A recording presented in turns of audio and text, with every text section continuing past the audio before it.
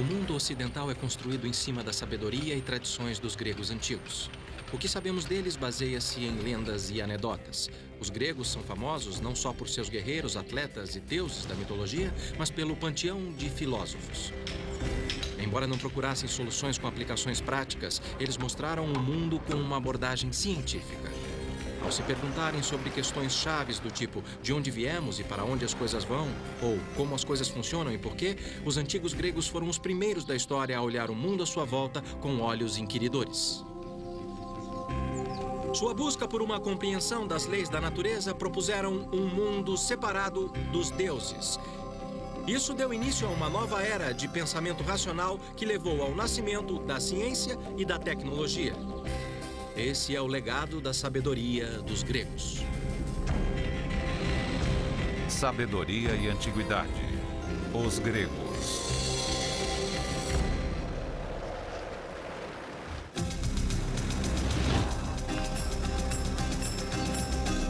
O que hoje é a costa da Turquia já foi o epicentro do mundo grego antigo. Essa região chamada Anatólia foi o berço do Ocidente e o local de nascimento da ciência e tecnologia. O fato de ter acontecido aqui não é nenhuma coincidência. Vários fatores contribuíram para essa primeira visão científica do mundo. Os ancestrais de vários lugares daqui foram os jônios, a tribo grega originária da península do Peloponeso.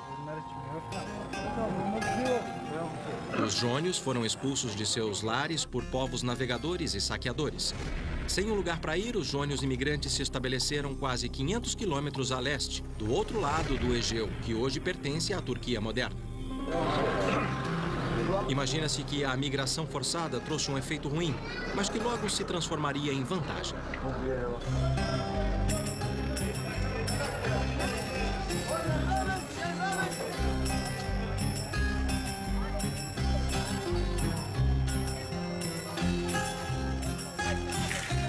Vagando por uma terra estranha, os jônios abandonaram suas crenças e seus ancestrais.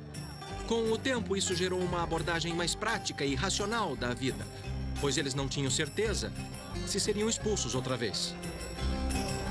Depois de perder tudo quando abandonaram sua terra natal, os jônios se concentraram no futuro e em ideias novas e bem-vindas, principalmente se fosse bom para os negócios.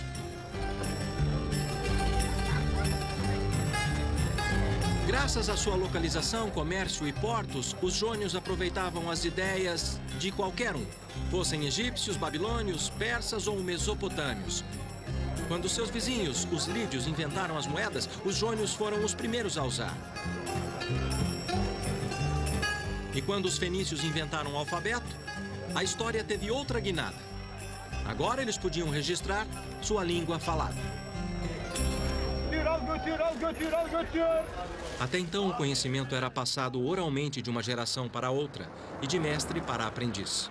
Mas com o recém-inventado alfabeto fenício, que os jônios adotaram rapidamente, adquiriram uma ferramenta para registro organizado e coleta de dados. A informação ficou mais disponível e um outro fator contribuiu para o nascimento de uma nova era.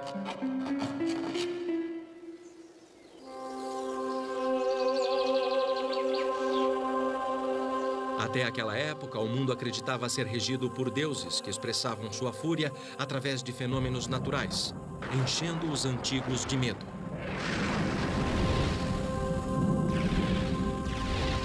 Mas logo os jônios deixaram seus medos e desafiaram os deuses. Essas são as ruínas de uma cidade que se tornou o trampolim para uma das descobertas mais incríveis da humanidade. No século 6 a.C., aqui era o centro do universo. Essa é a Mileto, a antiga Miletos, local de nascimento da ciência e tecnologia.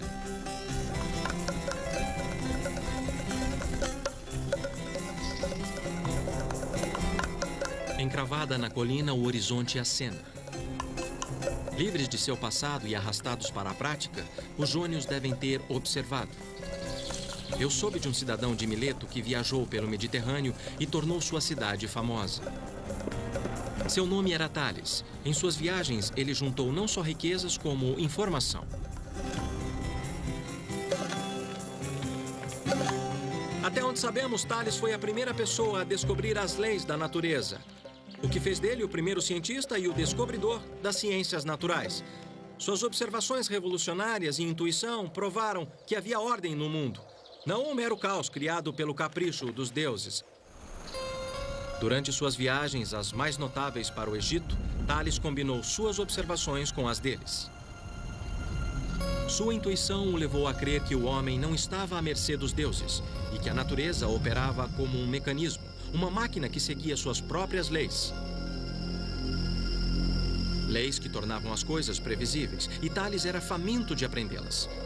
Peritos acreditam que ele reuniu dados dos ciclos das estrelas, lua e sol dos antigos egípcios e babilônios.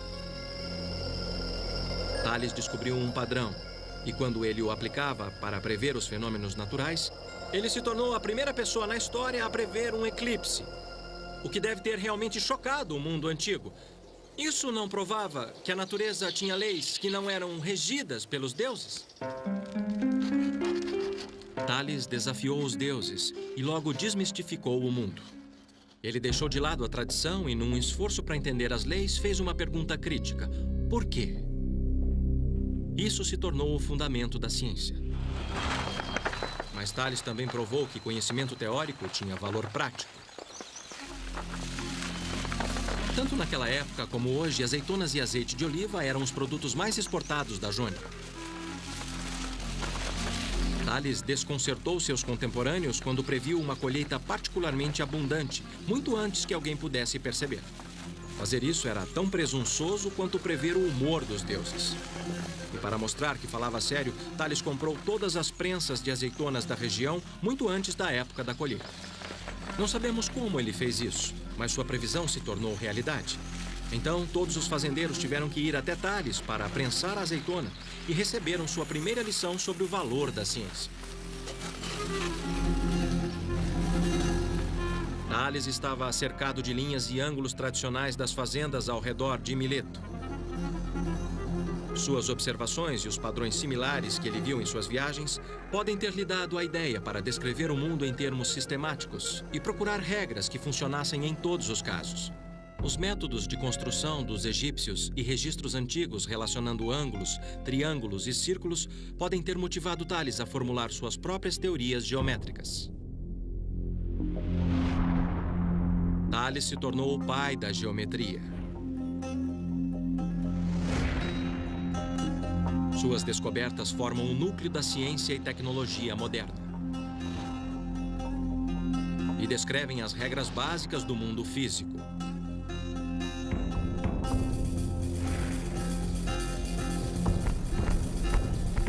Minha parada seguinte foi em Priene, cidade a poucos quilômetros de Mileto, onde os gregos levaram a geometria para um nível literalmente novo. Esta é a obra mais impressionante da engenharia. Eu não acredito que alguém quisesse construir uma cidade em uma colina. Nem mesmo hoje, mas para os jônios que não tinham gruas ou maquinários para cortar a pedra, ela parece o exemplo perfeito de como eles usaram a geometria para impor ordem em seu mundo.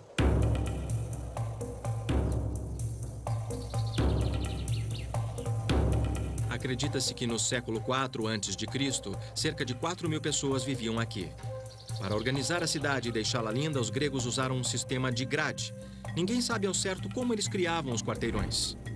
Uma teoria diz que os arquitetos da cidade estabeleciam 2 quadrados nos cantos e estendiam para as laterais com cordas e cravos de madeira. Ao medir as diagonais do retângulo resultante, determinavam se os quarteirões tinham lados iguais. 2.500 anos depois, ainda usamos o sistema de grades. Ele define a maioria das cidades e centros americanos. Mas os jônios aplicaram o sistema de grades impiedosamente, ignorando as inclinações dos penhascos, a fim de estabelecer o traçado da cidade ao longo do acesso norte-sul. Assim, usavam o sol para aquecer a cidade no inverno e otimizar a circulação de ar da cidade para resfriá-la no verão. Isso foi demais.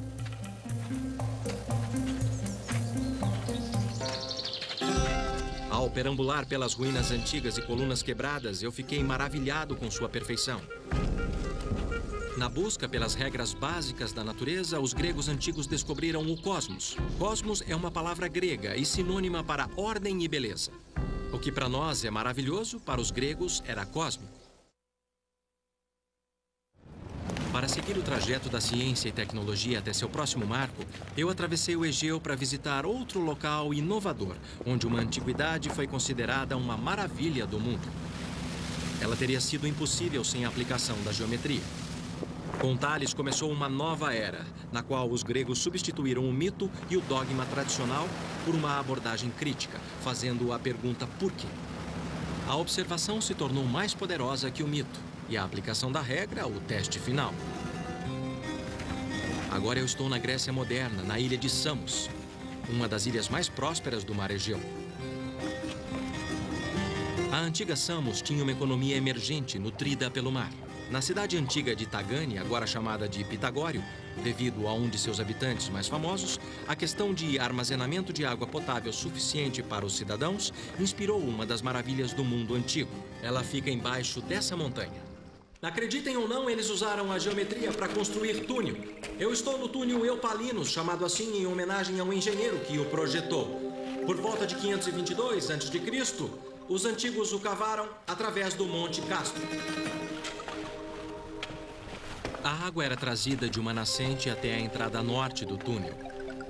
Com cerca de 2 metros de diâmetro, ele percorre um trajeto de 1000 metros através de calcário puro. Mas o interessante é que ele foi cavado dos 2 lados. Você pode não achar nada demais, mas foi fantástico as 2 partes se encontrarem no meio.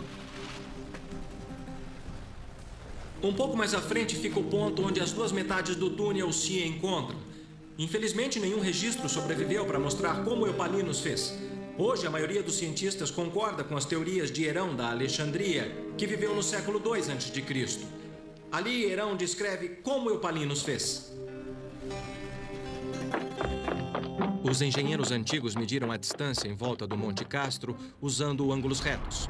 Ou a distância leste menos a distância oeste era igual a um lado de um triângulo retângulo. A soma das distâncias norte e sul era igual ao segundo lado. E a linha ligando os 2 lados era igual ao trajeto proposto do túnel. Ao estabelecer 2 triângulos menores alinhados em cada entrada, Herão acreditava que eles usavam marcadores para manter o trajeto do túnel. Infelizmente, o trecho do meio do túnel, onde as 2 partes se encontram, está fechado por medo de um desabamento. Mas me disseram que a precisão das medidas é espantosa. O desvio é de apenas 90 centímetros na vertical e 6 metros na horizontal.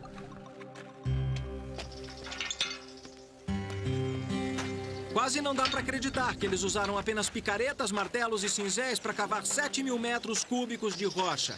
Calcula-se que eles precisaram de 10 anos e 4.000 escravos para terminá-lo. E para onde é que a água ia? Ia para lá?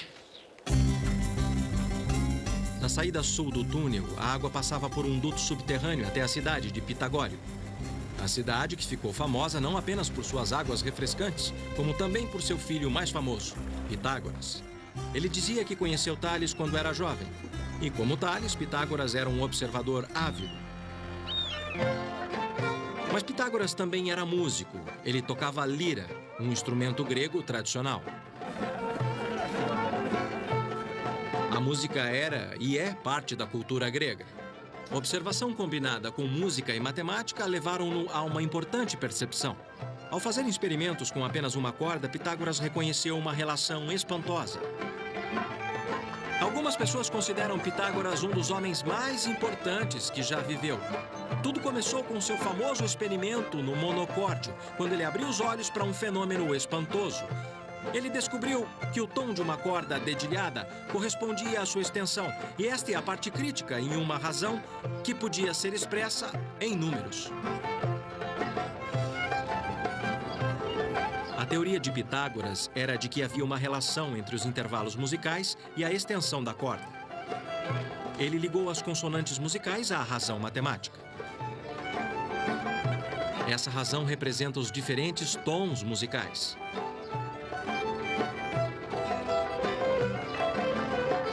Dedilhar uma corda produz um tom.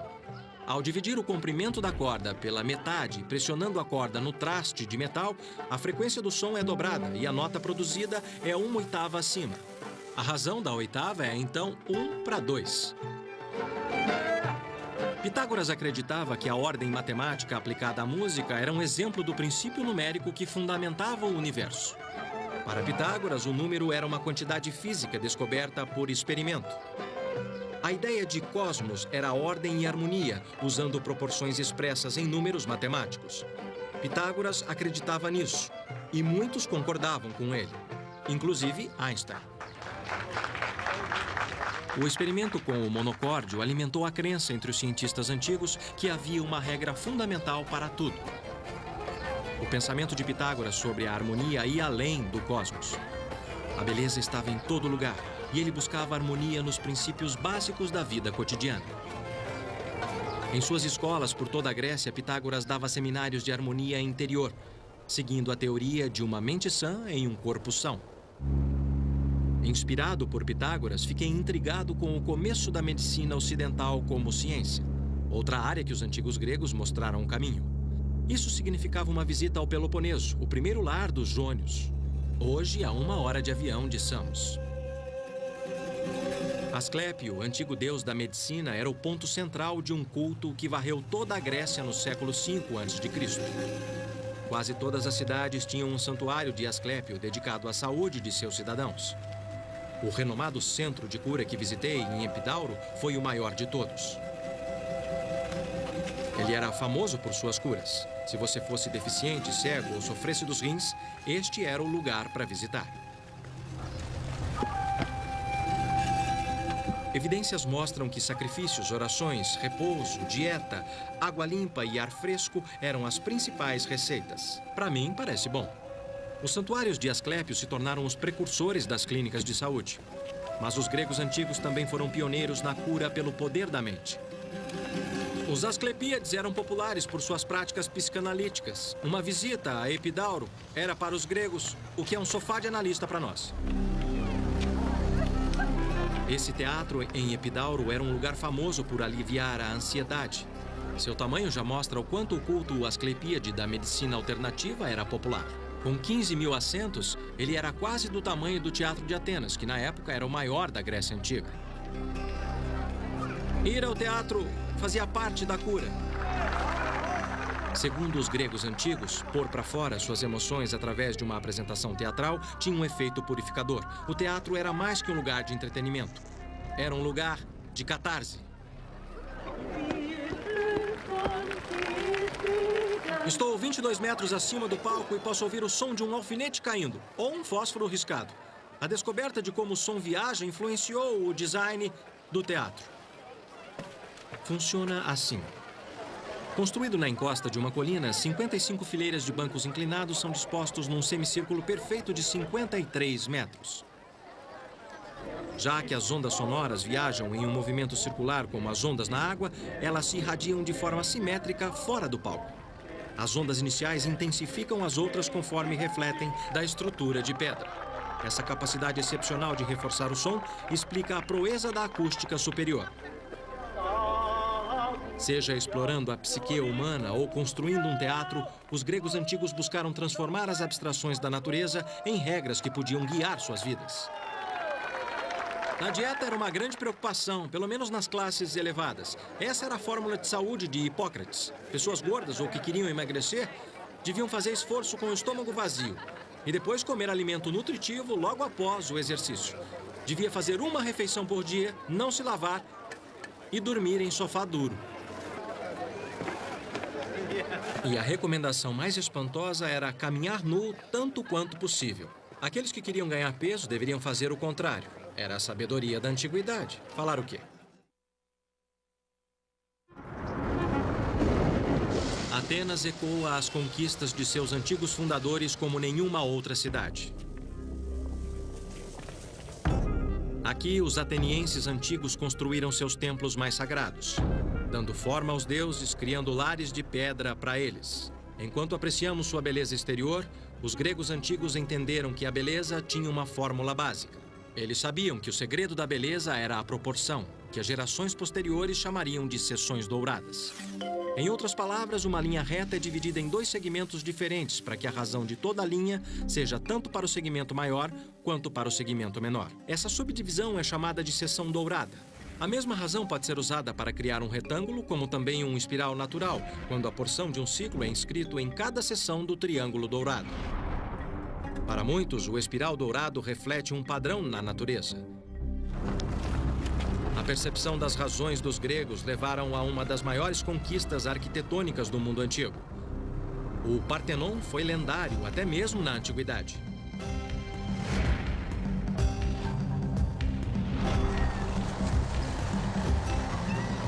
O Partenon deve seu nome a Atena Paternus, a deusa virgem Atena, para a qual ele foi dedicado.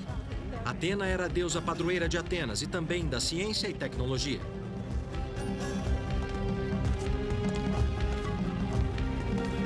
Os antigos construtores não usaram nem argamassa nem cimento. Essas colunas gigantes suportam lintéis maciços, fixos por grampos de metal inovadores. Discutível, a razão dourada torna sua estética tão impressionante que o Partenon é um modelo até mesmo para projetos arquitetônicos modernos. Embora o templo seja considerado um ícone de perfeição, eu soube que os arquitetos e construtores ajustaram o projeto para garantir a impressão de perfeição e não correr riscos. Da observação, os antigos sabiam que uma coluna do mesmo comprimento, de cima para baixo, parecia mais estreita em cima. Para fazer com que as colunas parecessem perfeitas, eles as afinavam. Usando truques como esses, eles garantiam que o templo parecesse totalmente perfeito. Só um perito podia perceber a ilusão. O professor Tessos Tanulas, chefe de restauração arquitetônica, concordou em me mostrar alguns dos segredos de seus projetos, tais como as escadas, que eram propositalmente mais espessas no meio. Eles temiam que, se tivesse uma linha reta para a base da escada, daria a impressão que ela estava afundando com todo o peso acima. Você está falando de uma ilusão de ótica? É, ilusão de ótica. Também, parece que eles pensaram em cada parte arquitetônica da construção, respondendo como uma criatura viva. Então, com todo o peso da superestrutura, a coluna tem um abaulamento para representar a pressão de cima. Entendi. Em outros casos, embora a parte de cima, toda a superestrutura, o entablamento, como chamamos, esteja inclinado para dentro, seguindo a mesma redução de cima, o que dá mais estabilidade ao volume da construção. Cada fase dos frisos são ornamentos dos membros arquitetônicos, que estão inclinados para fora para que o desenho pintado pudesse ser visto de baixo.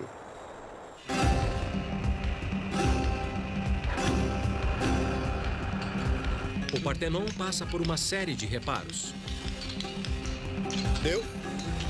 Graças ao milagre da ciência e tecnologia, ainda podemos apreciar sua glória. Ironicamente, na mesma época que esse templo foi construído, os gregos antigos também lançaram a base dessas máquinas modernas que agora o restauram. Arquimedes calculou que para mover uma pedra de 450 quilos, seriam necessários 25 quilos para fazer o trabalho. Usando uma alavanca de 40 unidades de comprimento com um fulcro no meio, a pedra não se move. Mas deixando o apoio a 2 unidades da pedra e colocando 22,5 kg na outra ponta, equilibra-se a alavanca, porque o comprimento médio desde o fulcro sobre 2 vezes 22,5 kg é igual a 450 kg. Acrescente 2,2 kg e Arquimedes podia colocar a pedra onde quisesse. O que a lei de Arquimedes diz, em essência, é: quanto maior a alavanca, mais fácil o trabalho.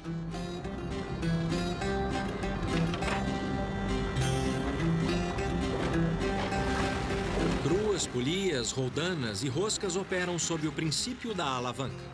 O que Arquimedes descreveu foi a lei da mecânica. De fato, instalações como Pireus e outros portos do mundo que dependem de máquinas têm uma dívida imensa com sua percepção. Arquimedes era considerado o Einstein e o Edison do mundo antigo. Ele se tornou lendário porque inspirou o design das máquinas mais complexas. Como exatamente os gregos antigos vieram a entender os princípios da mecânica e da física, é um mistério que os pesquisadores modernos tentam descobrir até hoje. Em Atenas, eu visitei a 2ª Conferência Internacional de Tecnologia Grega Antiga no Museu de Guerra, onde cientistas e pesquisadores de todo o mundo trocavam suas últimas descobertas. Todos buscando mais pistas, assim como eu. Posso pegar? Sim, sim. Vou tentar bombear. Está claro que muitas máquinas antigas operavam pelo princípio da alavanca. Como essa bomba do século III a.C. de Ctésibio, o pai da pneumática. É uma bomba bem potente, hein?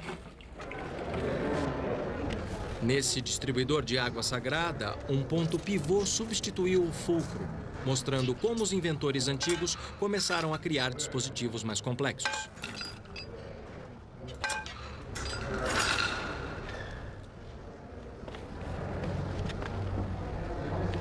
Enquanto Arquimedes aplicava seus princípios de mecânica em propósitos práticos. Este dispositivo é o parafuso de Arquimedes. É uma máquina simples, mas engenhosa. É simplesmente um plano inclinado em forma de um tubo plástico. Quando o parafuso vira, o plano, o tubo leva a água para cima. Lá vem ela. Os egípcios usaram o parafuso de Arquimedes para levar água do Nilo e irrigar seus campos. Hoje, muitos acham que Arquimedes foi o primeiro a dar o passo de máquinas simples para máquinas complexas. As evidências de que os gregos já desenvolviam máquinas complexas começaram a aparecer há apenas um século. Em 1901, encontraram um navio naufragado na costa de Antiquitera, uma das ilhas jônias ao sul do Peloponeso.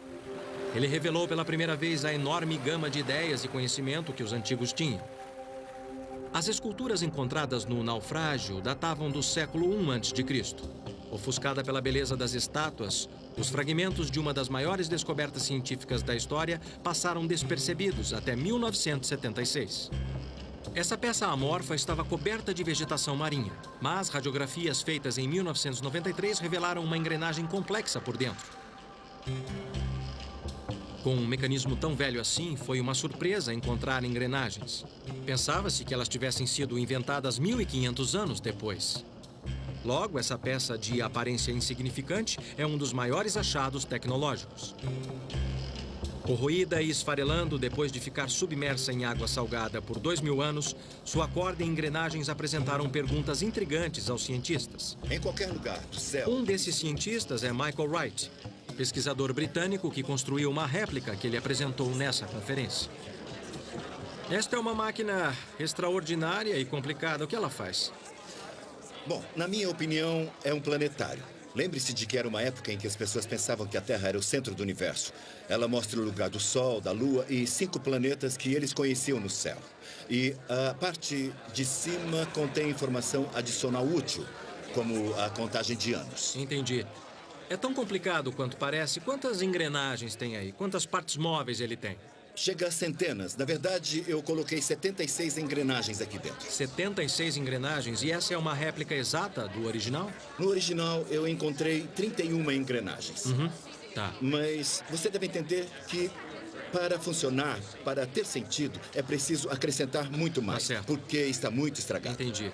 Você desmontou pra gente e tá tudo espalhado na mesa. Então eu tenho certeza que você vai odiar a pergunta, mas podemos vê-lo funcionando? Sim. Você verá como funciona conforme eu monto todas as peças. Eu vou montar para você. Levou quase 20 minutos para montar tudo.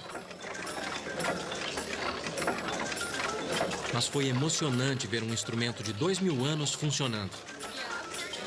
E isso aqui? Esta é a Lua, que temos que ajustar. Tá. Mas o Sol e a Lua estão juntos agora, então deve ser a Lua nova. Devemos ver a Lua preta assim. Desse jeito. Eu posso? Por favor, pode sim. À vontade. Eu adorei o mecanismo da Lua. Que maravilha. Aqui a Lua está se movendo rápido. E sua fase aparece aqui. Aqui está o ponteiro do Sol. Abaixo do ponteiro do Sol está o ponteiro do dia, funcionando com um calendário. Eles andam quase juntos, mas às vezes um na frente do outro. E aqui está Mercúrio na frente do Sol. Esse é o ponteiro de Mercúrio. Aqui vem Vênus, embaixo do ponteiro do Sol. Aí. Tá. E aqui temos Marte, Júpiter e Saturno vindo juntos. É um dia muito especial. E Júpiter está alinhado com Marte. O inventor do mecanismo de Antiquitera é desconhecido, mas outros antes dele já tinham tentado construir um modelo dos céus em forma de máquina. Na verdade, os registros mostram mais uma vez que Arquimedes construiu o primeiro planetário. Infelizmente, tudo o que resta é essa gravura do século XVIII, chamada O Planetário de O'Reilly, que sugere como poderia ser seu invento. Comparado com o conhecimento dos dispositivos disponíveis na época, a ideia de Arquimedes estava a anos-luz à frente. Encontrar soluções práticas era uma coisa, mas fazer perguntas ousadas era outra. Quem iria fornecer as respostas se os deuses já não podiam? Uma coisa era dizer que Apolo empurrava o Sol pelo horizonte, e uma outra era perguntar por que os barcos flutuam. Na busca para entender o seu meio, os cientistas gregos antigos ficaram intrigados com a pergunta do porquê alguns objetos flutuam e outros afundam. Se você colocar uma pedra na água, ela afunda.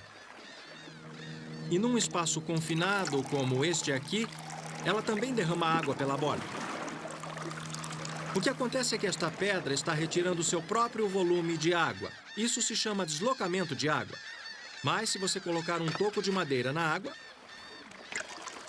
ele flutua. Ele também desloca a água, mas não afunda. Então, o que acontece aqui? O toco e um barco flutuam pela mesma razão. Embora os navios modernos sejam feitos de materiais pesados como aço e concreto, eles flutuam, desde que pesem menos que a água que eles deslocaram. O ar dentro do casco do navio ajuda a diminuir o peso do navio comparado com o volume de água que ele desloca. Esse efeito é chamado de flutuabilidade. Dizem que quando Arquimedes compreendeu o princípio do deslocamento da água, ele saiu correndo pelas ruas gritando Eureka, que significa descobrir. Mas seu legado foi bem maior que isso. Embora Arquimedes tenha nos dado os princípios fundamentais de onde a tecnologia moderna é derivada, outra invenção grega foi recentemente ressuscitada e testada depois de ficar perdida milhares de anos no mar. Era uma trireme, barco de guerra famoso por sua velocidade e impacto letal.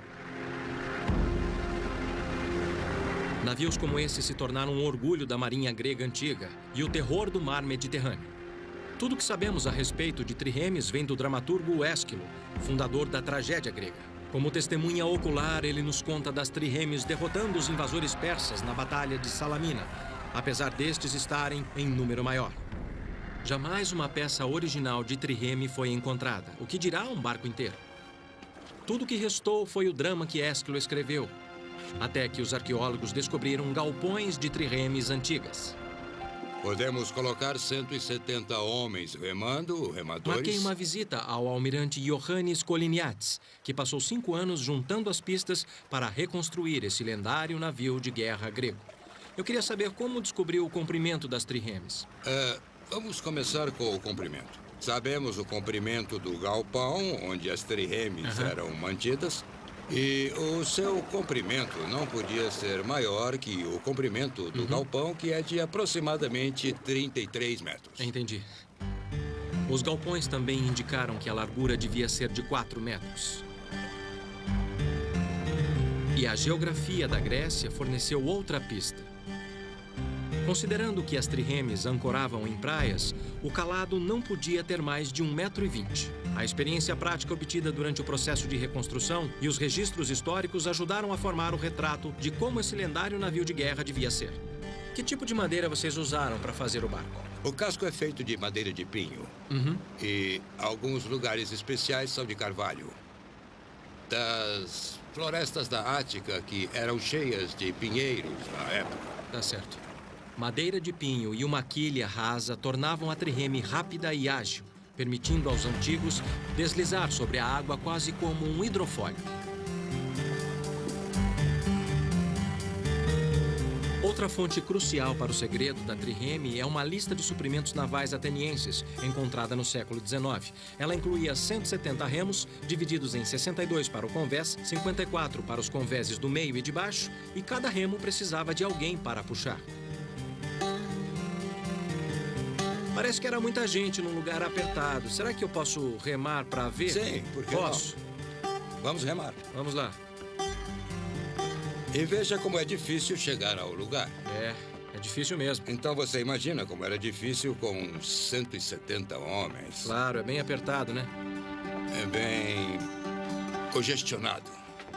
E você vai pegar o remo superior. É o mais difícil. É o mais difícil, mas eu sou iniciante, tá? Então eu vou pegar o do meio. Depois que você senta, não é tão ruim, não é? Como vê, então, eu tenho que ter mais inclinação para poder alcançar a água. Aham. E você está mais nivelado.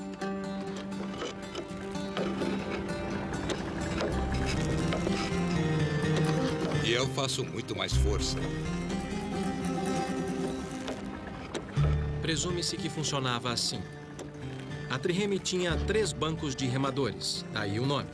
Cada remador tocava na água num ângulo diferente. O mestre da galé mantinha o ritmo dos remos para fazer com que todos remassem juntos e, ao seu sinal, a trireme podia acelerar como um carro com motor envenenado.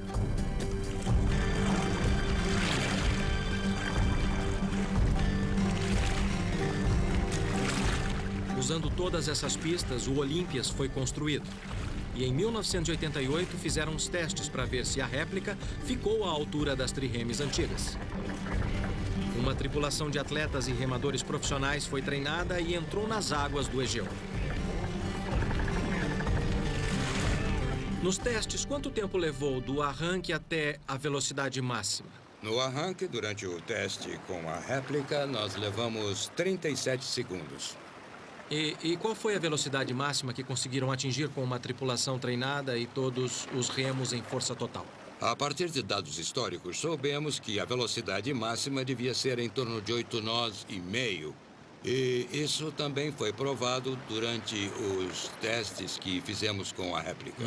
A nossa tripulação foi capaz de manter essa velocidade por aproximadamente meio minuto.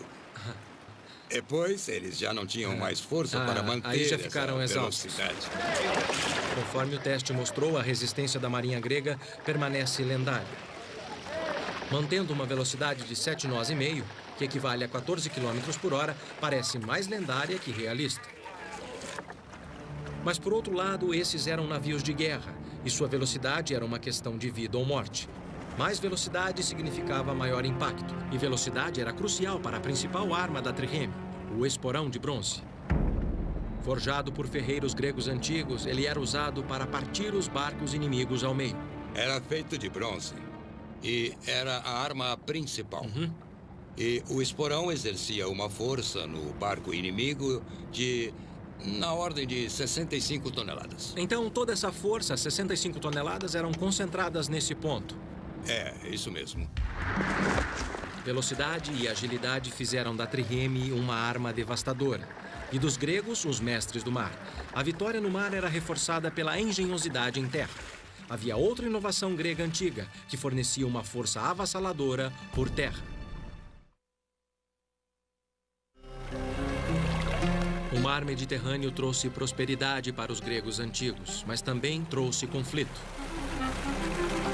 Quando um povoamento grego do outro lado do Mediterrâneo ficava em perigo, a distribuição de frotas de trireme era crucial para a manutenção do controle. Eu soube que parte dessa solução inovadora sobreviveu. Para chegar a esse local, eu andei 7 quilômetros pelo canal de Corinto construído no século XIX. Ele corta uma faixa de terra que divide o continente grego e a península do Peloponeso. Os antigos chamavam esse istmo de Corinto dos Mares Gêmeos. A ideia para um canal nesse ponto estratégico tem mais de 2000 anos.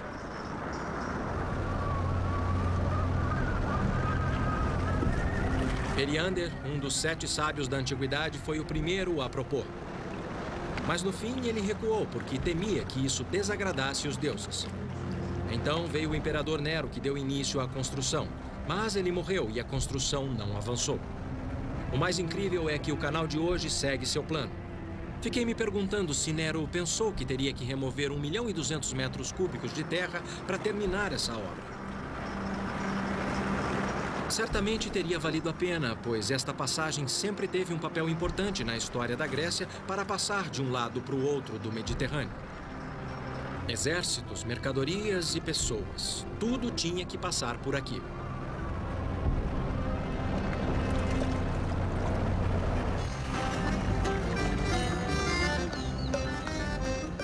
E foi lá atrás, no século VI a.C., que o tirano de Corinto, Periander, construiu o Diolcos em vez de um canal. Pouco restou, mas registros antigos descrevem como um par de trilhos encravados em uma estrada pavimentada paralela ao canal moderno.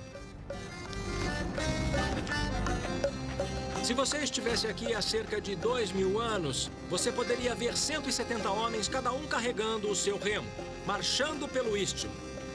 Enquanto isso, a trireme era arrastada por terra por este caminho aqui. O Diolcos servia como atalho. 6 quilômetros por terra, em vez de navegar 600 quilômetros para contornar a península, tornou-se uma vantagem crucial na defesa costeira da antiguidade.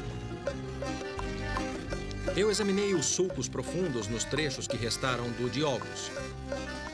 Frequentemente chamado de a primeira estrada de ferro do mundo, não se sabe exatamente como os trilhos eram usados. Mas seja qual for o método, deve ter funcionado muito bem, porque o Diolcos ficou em operação por 1.300 anos, transportando navios mercantes e de guerra para a grande glória da Grécia. Quase tão grandiosa, outra invenção antiga veio a calhar. Apesar de não ser um triunfo geográfico, ela supriu as necessidades espirituais da antiguidade. Acreditava-se que o ponto de encontro de duas águias marcavam o centro do mundo. No alto do penhasco do Monte Parnassus, lar das musas, fica Delfos, cuja origem da palavra significa útero ou umbigo. Dentro das ruínas do vasto complexo do templo de Delfos, eu encontrei uma réplica do ônfalo, a pedra que simboliza o centro do mundo. Mas algo bem maior me arrastou para cá, como arrastou milhares de visitantes nos últimos milênios.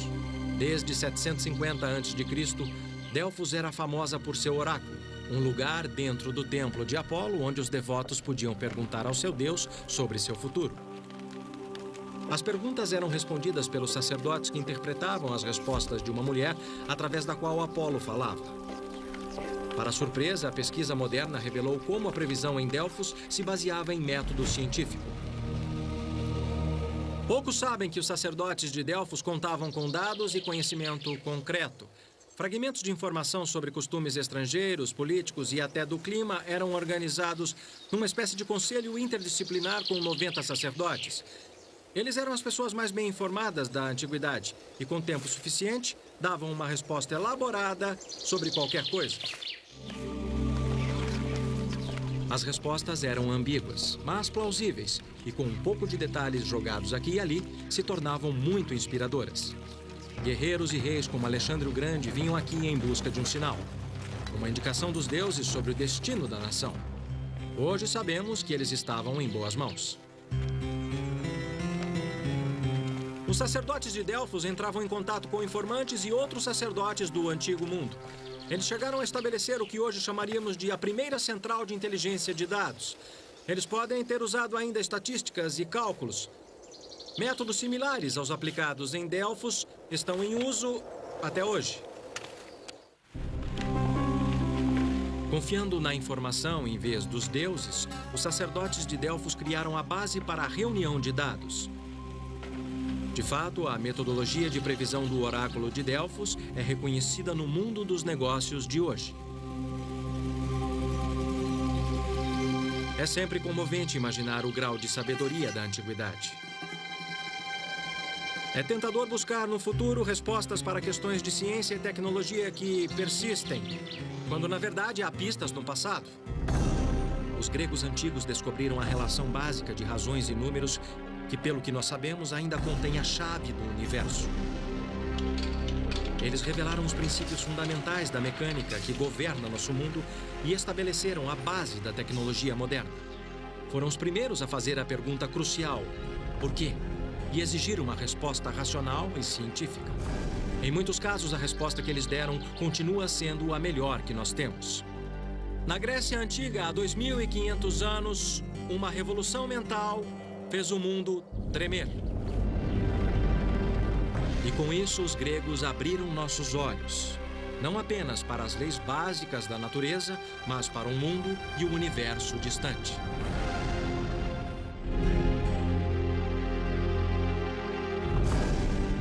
Versão brasileira, DPN Santos.